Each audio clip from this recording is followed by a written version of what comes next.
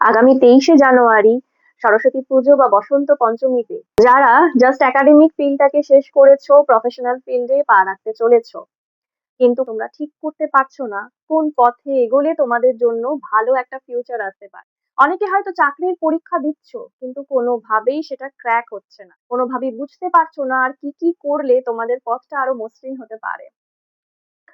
Strength, তোমাদের অনেকের ক্ষেত্রে এটা হতে পারে তোমরা অনেকদিন ধরে কিছু একটা পার্টিকুলার বিষয়ে ভীষণ ফোকাসড হয়ে হয়তো চেষ্টা করছো, কিন্তু একটা ফ্রাস্ট্রেটিং পিরিয়ডের মধ্যে দিয়ে তোমরা যাচ্ছ, কারণ তোমরা যে রেজাল্টটা এক্সপেক্ট করেছিলে সেইভাবে সেইটা হয়তো আসছে না। কারো কারো ক্ষেত্রে কিন্তু একটু ডিলে হওয়ার পসিবিলিটিস আছে, কিন্তু এই ডিলের মধ্যেও কিন্তু একটা মেসেজ আছে তোমাদের জন্য এই রকম ভাবে যে তোমাদেরকে কিছু ক্ষেত্রে নিজের অ্যাপ্রোচটাকে, নিজের যে অ্যাপ্রোচটা তুমি করছো, অনেক অনেক সময় সেই অ্যাঙ্গেলটাকে হয়তো একটু পাল্টানোরও দরকার থাকে। যেভাবে এগোচ্ছ সেই প্ল্যানিংটাকে একটু রেকটিফাই করার চেষ্টা করো, একটু রিইভ্যালুয়েট করো।